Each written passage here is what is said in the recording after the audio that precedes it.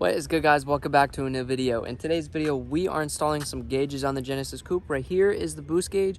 I'm also installing the AFR gauge and the oil pressure gauge. I have this fitting, and then I have this fitting right here, which I wrapped Teflon tape. So a little change in plans. I was gonna put it through there, but I actually, because it's way easier to do it this way, I kept it on the intercooler right there, but I ran it down so that the little sensor will go right there, and you can see it right there. It goes through here, and then it goes through the firewall right there. So now the sensor goes through the car, and then it comes through right there. And then I'm gonna try sneaking it through the back right there, and then I'm gonna pull off the dash and then run it to that. We're gonna take this little piece off. We're just gonna get a little flathead underneath it and then just pop the clips.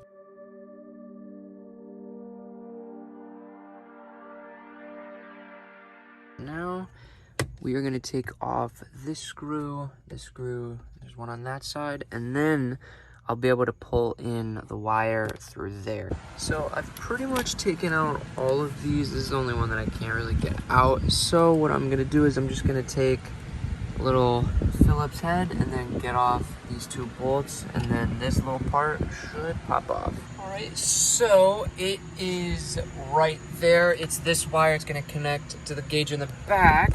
I ended up getting it wired through. I had to pull this part off right here. This part I ran through there, and then right here I have it grounded to the car right there with the bolt. And then I have it come up right here, and then, well, the wires are gonna come through like this, and then I'm gonna put the red wire on that 15 right there. So this is how the setup is. When I put it in, I just put it to where I could just barely touch the metal of this, pushed it in, and we are good. All right, so now let's put the keys in, and it should come on. There we go. So what comes in this AFR? The bung for the reading. And then we have the power. Then we have the connection that goes to the O2 or the O2 sensor. So now what I'm doing is I'm pulling off all of the bolts on the O2 housing. These are 15s for the bolts that I have on here. And then we're gonna take off this O2 sensor. We're gonna take off that O2 sensor down there, and then the two bolts down there holding it to the downpipe.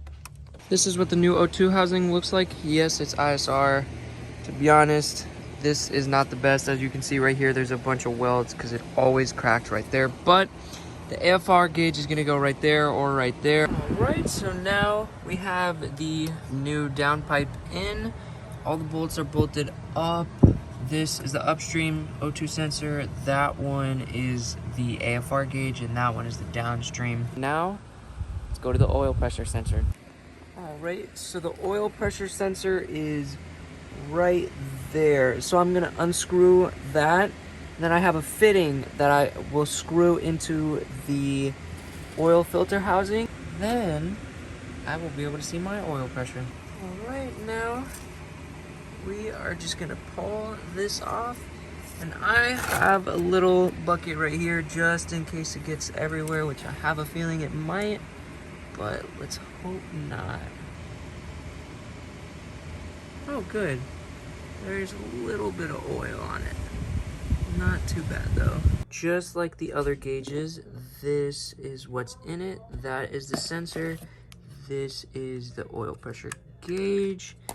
This is a new face. I don't like white, so I'm not doing that. And then the wire to get power and the sensor to send a signal to it.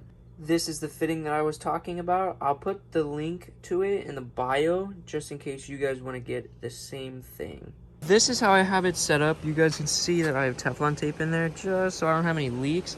But like when you're underneath the car, it'll be going like this. All right, y'all, so we have the wires all hooked up down there. We routed it through here. I opened this up again.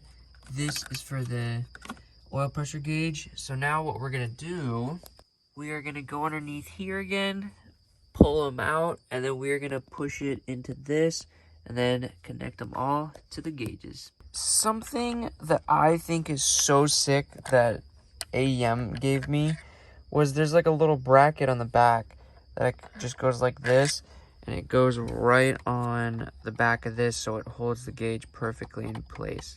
So I actually changed how I routed the power wires. This is how I routed it. It's not the prettiest, but it gets the job done. And also, my AFR gauge was not reading correctly, so I messaged AEM, and AEM said to disconnect the, or to separate the ground wire from the other wires. As you can see there, I have the other black wires there, and then I have like the black wire going to another ground source in my car. I moved the ground, and it fixed the problem, so now everything is reading correctly. So this is what it looks like when I turn it on.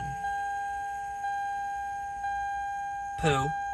And then 14.500, and then now let's start it. Now you can see everything goes back to where it should be. Oil pressure's at 34, air fuel is at,